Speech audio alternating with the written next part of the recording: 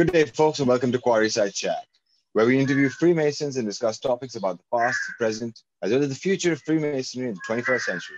As a reminder, the thoughts and opinions expressed here are the sole opinions of the participants and do not represent any Grand Lodge statements or positions. Make sure you keep your conversation open to the public and on the level. Today, we have Flynn Francisco. He's from the Mother Lodge, Swastika Lodge, number 771, Irish Constitution, the Grand Lodge of Ireland. He is a past master, current director of ceremonies, a provisional grand mentor, provisional assistant grand secretary, a provisional junior grand chaplain, and a Royal Ark high priest to the second principal. He's going to be talking today about the Irish working tools and the Shillelagh, which is a tool as well. So can we have you, Flynn? Yeah, right to you now, please. Hello, everybody. Today I'll be talking specifically about the Shillelagh, which is historically a typical Irish tool. It is not directly related to Freemasonry in the beginning, but we will get to that, right? So we can get started. So the Shillelagh, you can see this is how a typical Shillelagh looks. It's used mainly as a walking cane. Also, the Irish want you to think. This was during before modern day Ireland. So a lot of these Shillelaghs were generally used as walking canes to hide the fact that they were actual weapons from the British. You can see here an Irish hooligan. So the Shillelagh was actually a fit weapon for young Irish brutes back in ancient Ireland.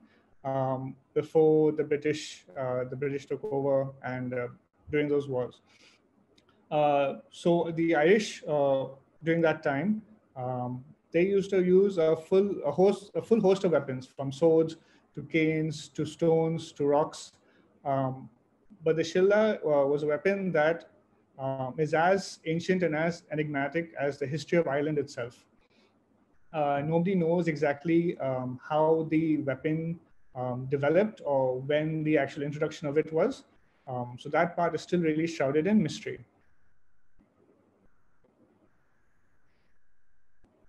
Here you can see the many different types of Shillelaghs. In terms of a weapon, the photo on the left-hand side is the way it was most commonly used, as a club. But on the right-hand side, you can see there are many different sizes that can be used. Obviously, the longer sizes were also used as walking sticks, and these smaller sizes were used as clubs. And every different Shillelagh had a different style or a different size, and depending on the person's personality, how they used it or what they were used for. So the history of the Shillelagh goes back to Irish stick fighting, out of which there were 3 stages. The first one is the stage of sticks, where 2 people would get into a round or a ring, and they would mainly fight with just the Shillelaghs or the sticks. So one person might have a club length, and the other person might have a full-size length. This would usually go on until one of the sticks was lost, or one person unarmed the other person.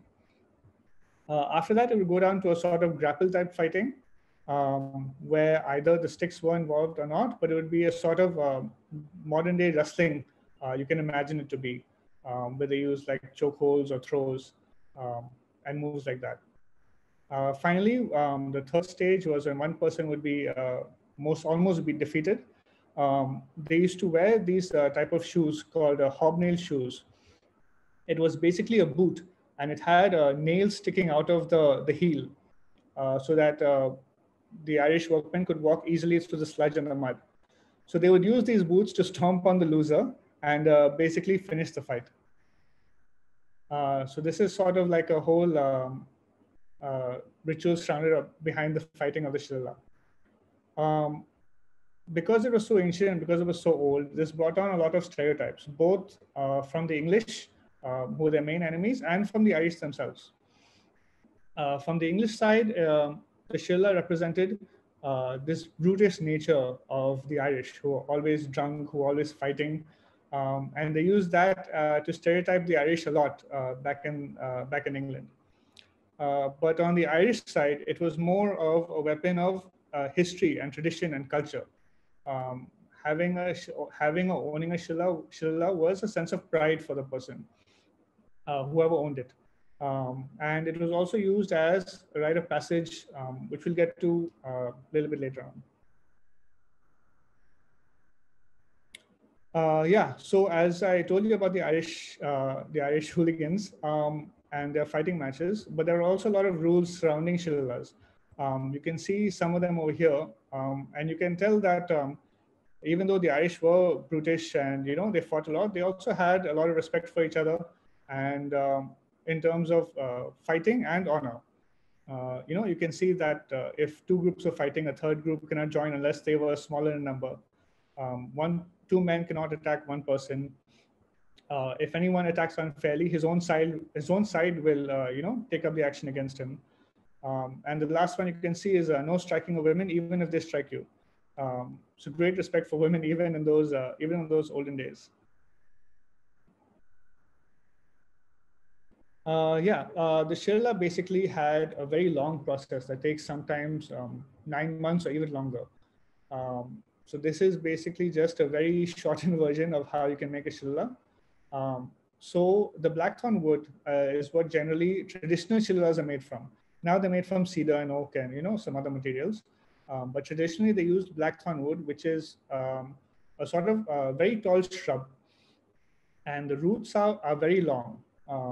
So they cut it at the base, and then that root or section, they cut it down to size, and then they use that in their making.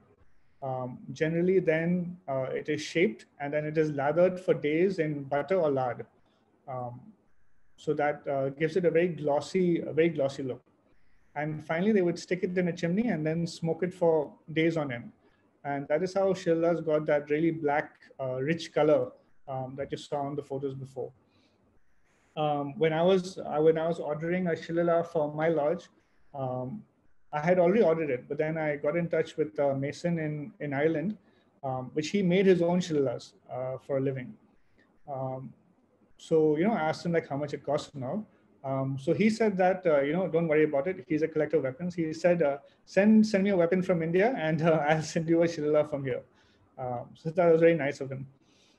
But anyway, so he said that it'll take him, if I told him to start making now, it would take him 9 or 10 months to get it done, the full process. So it is very labor intensive. And I think the personality of the person making the Shillelagh also, enters into the work that they're doing.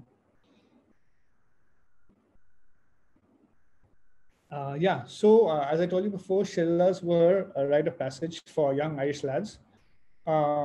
Stick fighting was generally taught to young Irish boys when they were very young, as a sort of, getting ready for war, or, necessary survival tool that they will need in the future.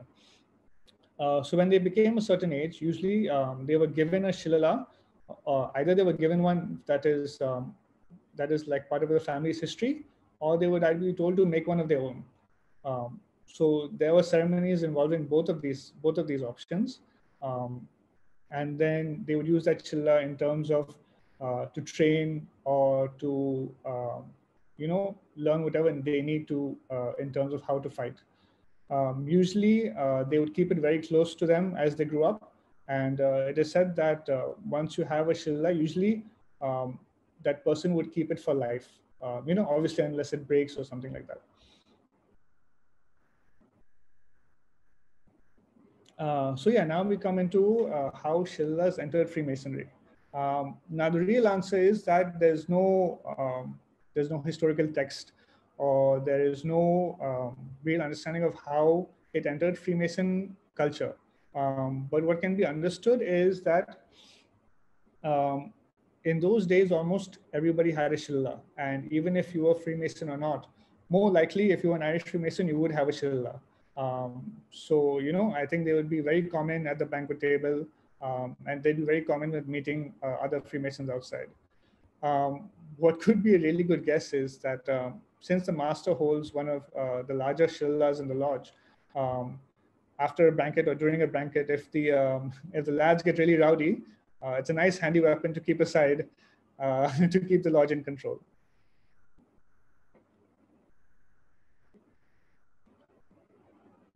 Yeah, so as I said, the master of the lodge keeps the Shillelagh. This photo here is something very similar that I procured for my lodge. So in the provincial Grand Lodge of Ireland in India, we have four Shillelaghs.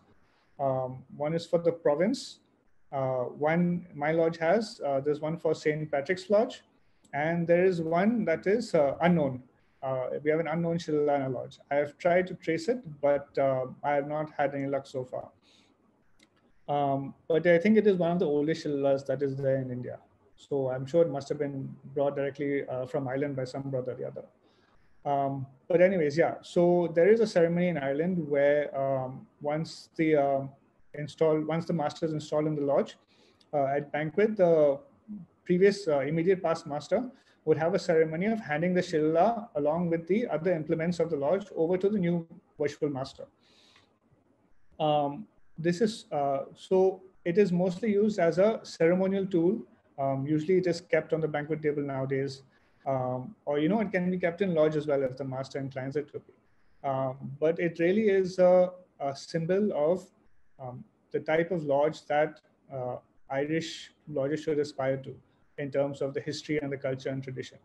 So that is why it's very important that the master keep this tool as important as the other tools of his office. Yeah, so like I said, the Shillelagh is really baked in ceremony and tradition. Nowadays, however, it is only used in some lodges. The use of the Shillelagh is actually, at least outside of Ireland, is not very common. I think India has the most number of Shillellaghs as a province, aside from Ireland itself. But I think if you're an Irish lodge, I think it should just definitely be on your list to get a Shillelagh for yourself. They're actually not very expensive in terms of how much time and effort go through making them. If you're visiting Ireland, I think you should definitely pick one up for your lodge. Or even if you're not, I had mine shipped over. I think it took about 2 weeks to come. Just pretty fast actually, and you can get your lodge name engraved on it and everything. However you like. But yeah, so this is something that only Irish lodges have.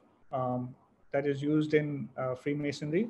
I don't know if the Scottish or English have anything similar to this that they pass down from one lodge to the other.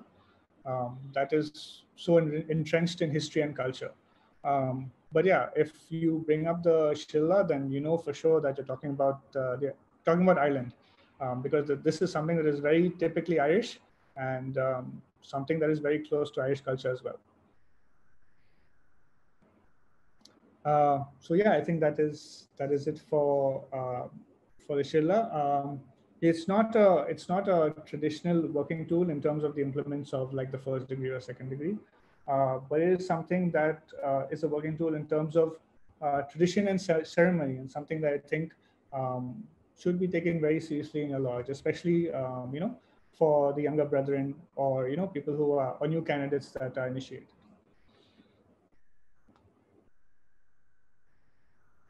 So yeah, that was it for the Shillelagh. If anybody has any questions, then we can move ahead. We definitely do, Flynn. 1 second, let me just bring Richard. Richard, let's start with you, actually. Yes, brother Flynn, absolutely amazing insight. We did not know any of this, and it actually brings me to the point in India. We have something called a Tejbal, which is made of hardwood, which also our gurus and the different shamans of India carry around. It's made from a special pokey type of wood. And we have also another sort of thing, which is probably very much similar to that, which is sort of like this, which is from the root of a tree. So they use a lot of the same principles straight from the root. So it's the raw root that has been made into the handle. So very interesting that the Irish would take up something like this. Now, in the ritual itself, tell me, how would this be used? I mean, what is the purpose of this during the ritual? So during the ritual, it is more of a handing over ceremony where actually we did it when I was installed master. The provincial grand master made a speech and he hands it like literally hands over the Shillelagh to you, basically saying that, the lodge is now in your care, and this is something that you need to look after from now on. Can I say that this is something like that gavel, the way which is handed over from a existing master to the incoming master, something like that, because it's a symbol of authority. Yeah, basically something like that. Okay. But does it mean that they also have these things with other members as well? Or is it in like, for example, in a lodge, in a typical Irish lodge back in Ireland, will it be possible that everybody has this with them when they're attending a meeting? Especially in the older days, it would be most possible that almost every member would have their own Shillelagh as well. Okay. But at least in India, you're saying that it's only with the lodge you just mentioned, right? Like those 4 lodges. India, I think in India there are only those 4 Shillelagh in all of it. Makes sense. But this is interesting, right? Like it's a tool which was used against maybe obviously, as you mentioned, right, that an Irish hooligan was obviously using it to either fight the atrocities against him or just in basic fight. But somehow it kind of creeped into Freemasonry, which ideally does not talk about all those aspects as well. We kind of tend to come up and talk about let's just all live in peace and everything. But still, it's a tool which is supposed to invoke violence, is actually there in a fraternal organization which tends to stay away from violence at least. So I think we also have to remember that Freemasonry was very different back in those days also, right? I think Freemasonry was used not just as a fraternal organization, but it had many other secret purposes as well, I'll say. Yes, you can say that, because especially when it comes to atrocities committed by the rulers or the government, and obviously when it affects the common man, that's when common man wants to rise. And maybe this is just one way wherein people are able to like exchange that ideas and saying like, we are going through some problems. It's not that it's not that the Freemasons at that time would obviously be revolting against their government, but the point was obviously to come to an arrangement and understanding what the government wants and what people need, and kind of have that discussion. I think I remember seeing this in the movie The Gangs of New York, right?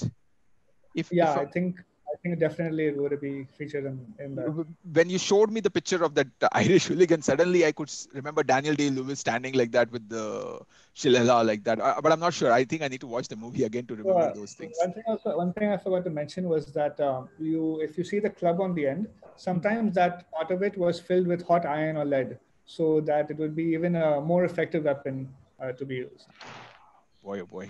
From a weapon to a symbol of power in a lodge, at least. I'd like to add something here. Using a speculative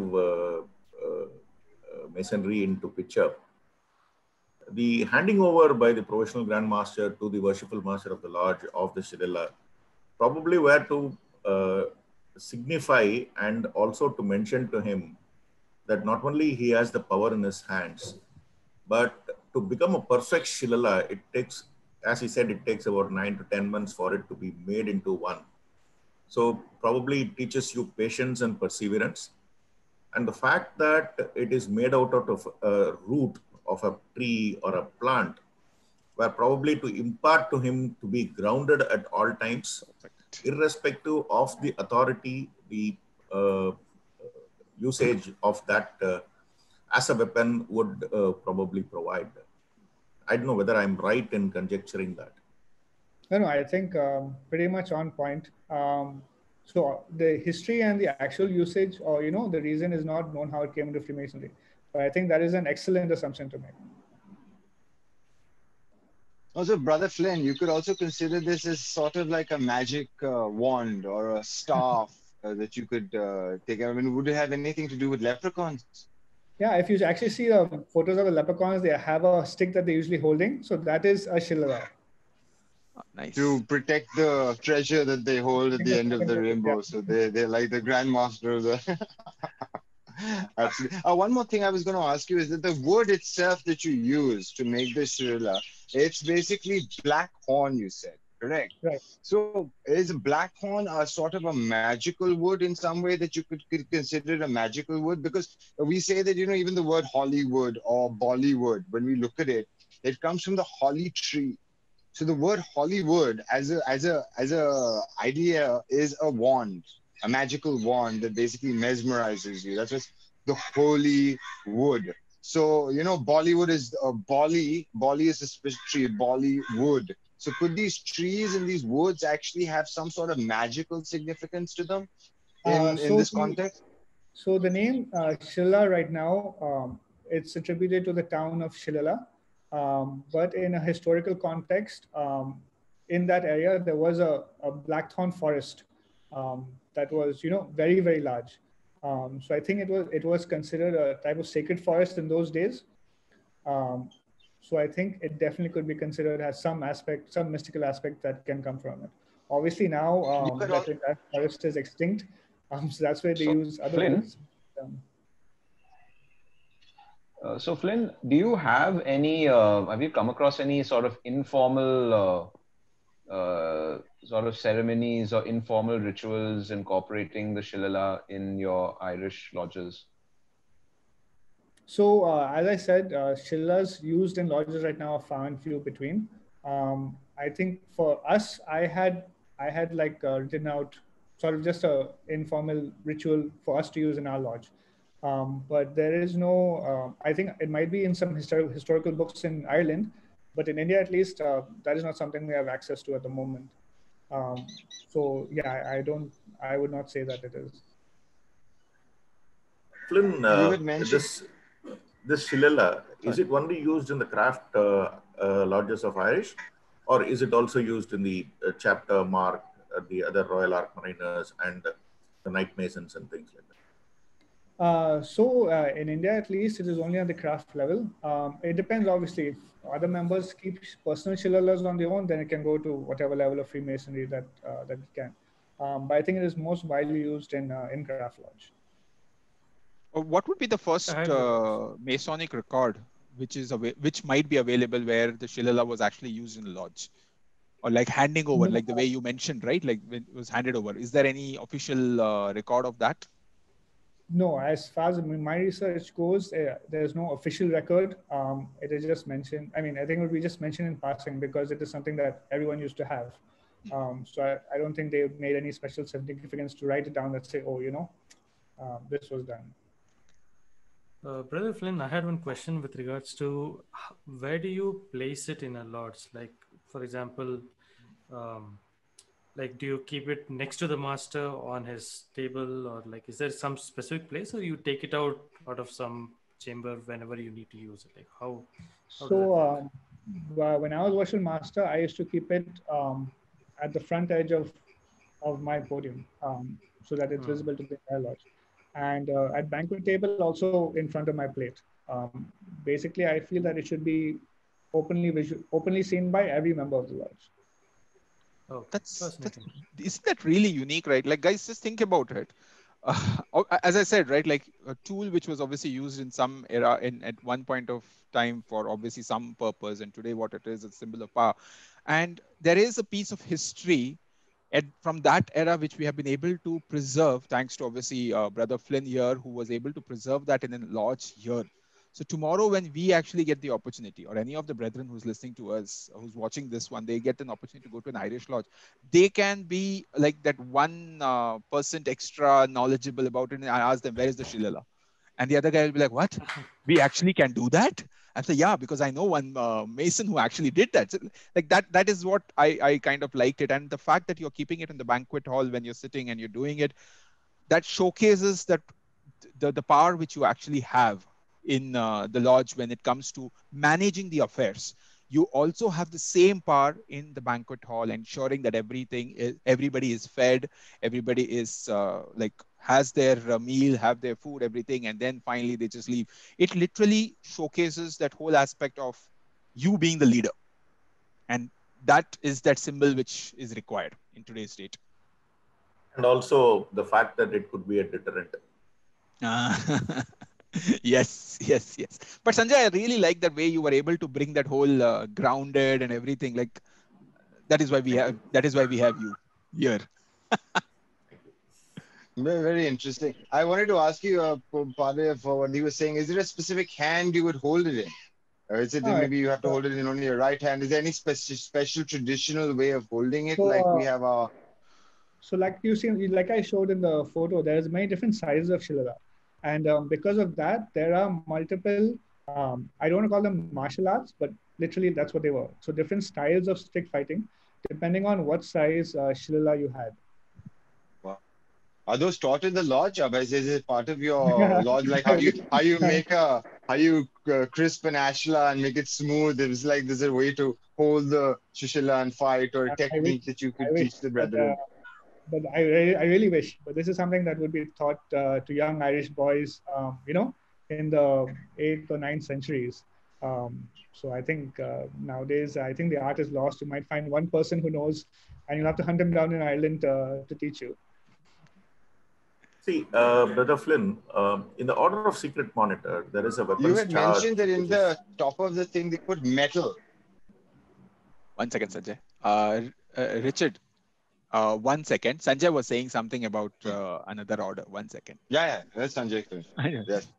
Yeah. Brother Flynn, there is an order called the Order of the Secret Monitors, in which there is a weapons charge which talks about the weapons of a secret monitor. Now that you spoke about the Shillelagh, is there any explanation of what its purpose and what its use or its history, like what you have told us? Is it given to a new initiate who walks into your lodge? Or does he get to know the usages or the practices of using a Shillelagh over a period of time? Or maybe informally. No, so in my lodge, usually we try and let every brother know, new candidate or whatever, about the history of the Shillelagh, since our lodge has one. But I guess we could make it part of our regular lodge thing. If any, if you have any guests come, we always have a lodge of instruction on Shillelagh stick fighting.